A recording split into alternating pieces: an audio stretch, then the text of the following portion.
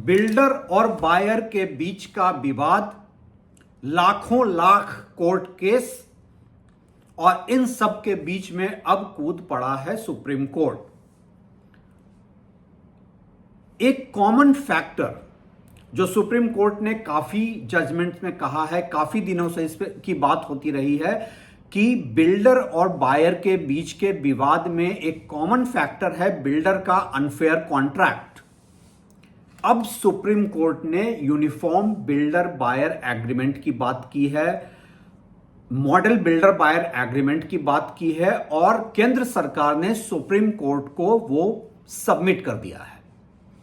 ये agreement real estate industry body CREDAI के साथ कोलैबोरेशन में गवर्नमेंट ने तैयार किया है, इसलिए अभी इस पर कंक्लूसिवली कुछ कहना मुश्किल होगा कि कितना फेयर है, कितना सुप्रीम कोर्ट कितना इस पर एग्री करता है। बट एक बात तो तय है कि इस देश में अनफेयर कॉन्ट्रैक्ट को रोकने के लिए एक रियल एस्टेट में मॉडल बिल्डर बायर एग्रीमेंट की जरूरत थी।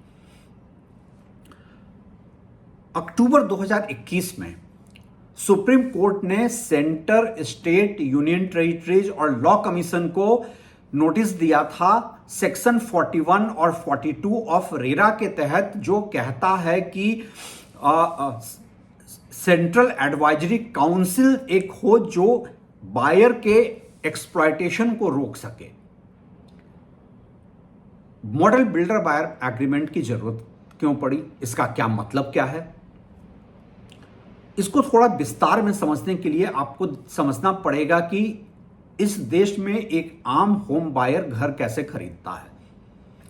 सबसे बड़ी बात यह है और सबसे बड़ी आयरनी यह है कि बिल्डर बायर एग्रीमेंट बायर्स को तब दिया जाता है जब वो इनिशियल बुकिंग अमाउंट बिल्डर को पे कर चुका होता है। उसके पहले सिर्फ और सिर्फ एक एप्लीकेशन फॉर्म उसको दिया जाता है। इसका सीधा सा मतलब है कि अगर बिल्डर का कॉन्ट्रैक्ट वन साइडेड है, अनफेयर है, तो भी मेरे पास वो देखने को तब मिला जब मैंने पैसा दे दिया। अब अगर यही मैं पहले देख लेता हूं और मैं उस पर ऑब्जेक्शन करता हूं, घर नहीं खरीदता हूं, तो ऑब्वियस बिल्डर बायर लिटिगेशन कम हो जाएंगे। आज की तारीख में बिल्डर बायर एग्रीमेंट में मैंने इतने आर्बिट्ररी क्लॉजेस देखे हैं जो लॉ ऑफ नेचुरल जस्टिस के खिलाफ है।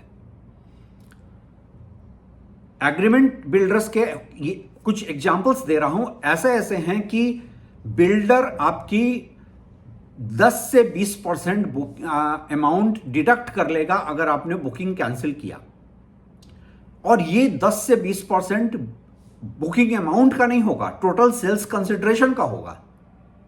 मतलब आपने बायर को एग्रीमेंट की कॉपी नहीं दी है, उससे पैसे ले लिए हैं और आप उसके पूरे सेल्स कंसिडरेशन के 10 से 20% पैसे डिडक्ट कर सकते हैं।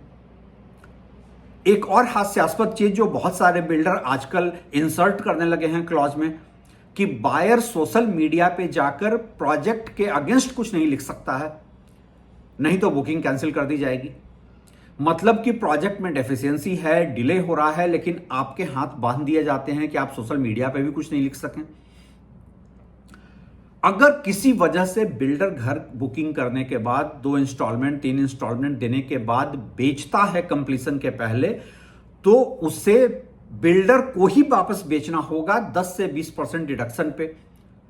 वो फेयर मार्केट में नहीं बेच सकता है क्योंकि बिल्डर ट्रांसफर नहीं करेगा। ट्रांसफर चार्जेस जो बिल्डर के होते हैं वो इतने आर्बिट्ररी होते हैं।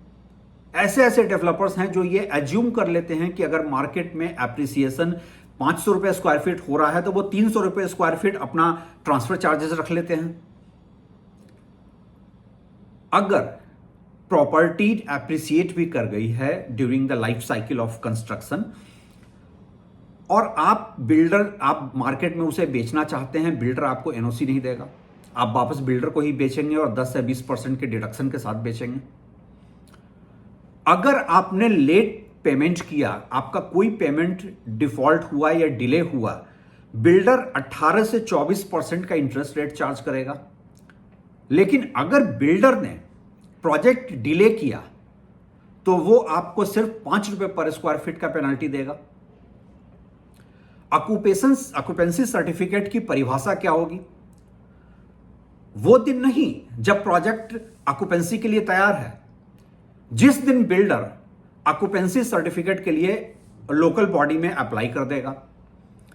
अब ऐसे 50 एग्जाम्पल्स हैं जहां कि हम जानते हैं कि बिल्डर अप्लाई कर देते हैं आधे अधूरे काम करके, और इस वजह से उन्हें ओसी नहीं मिलता है, लेकिन वो आपको किसी भी हाल में उसके बाद डिले पेनाल्टी नहीं देगा।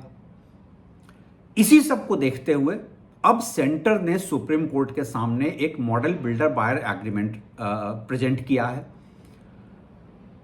अगर ये एक्सेप्टेबल होता है तो एक standardised application across the country बन जाएगा। हालांकि इसमें इंडस्ट्री बॉडी क्रेडाई शामिल है, तो मेरे थोड़े से क्वेश्चन मार्क्स हैं कि वो किस तरीके के होंगे, लेकिन वो अभी पब्लिक डोमेन में उसके डिटेल्स नहीं हैं। 8 जुलाई 2024 को सुप्रीम कोर्ट ने बहुत क्लियरली अपने जजमेंट में कहा था कि हमें यूनिफॉर्मिटी लानी पड़ेगी बिल्डर बायर एग्रीमेंट में, क्योंकि सुप्रीम कोर्ट ने माना है कि प्रॉपर्टी बायर्स को बिल्डर एक्सप्लॉइट कर रहा है और ये नेशन वाइड फेनोमेना है। इस केस को पब्लिक इंटरेस्ट लिटिगेशन के तौर पे बीजेपी लीडर और एडवोकेट अश्विनी उपाध्याय ने सुप्रीम कोर्ट के सामने रखा है। अभी तक जो जानकारी पब्लिक डोमेन में है, सुप्रीम कोर्ट ने कहा है कि वो ये भी देखना चाहते हैं कि क्रेडाई के ऑब्जेक्शंस क्या हैं उसमें। अब इसमें पार्ट ए में जो क्लॉजेज होंगे वो यूनिफॉर्म क्लॉजेज होंगे, पार्ट बी के क्लॉजेज जो होंगे वो हर स्टेट हर सिटी अपने अनुसार थोड़ा उसको डाइल्यूट कर सकता है, उसको थोड़ा अपने क्लॉजेज इंसर्ट कर सकता है। उसमें कुछ चीजें मिसिंग हैं। ट्रैक टू रियलिटी व्यू ये है कि उसमें कुछ और चीजें होनी चाहिए थी।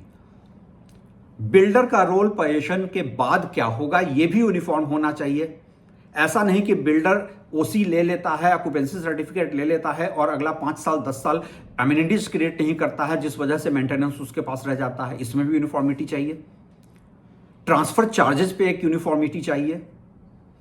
बिल्डर कितने लंबे समय तक अपने पास मेंटेनेंस रख सकता है, इस पर भी क्लैरिटी चाहिए। फिलहाल मामला सुप्रीम कोर्ट के पाले में है। पब्लिक डोमेन में सारे डिटेल्स आने के बाद हमें देखना होगा कि क्या चीजें चेंज हो रही हैं, क्या रह गया है, फिर उस पर फर्दर बात होगी।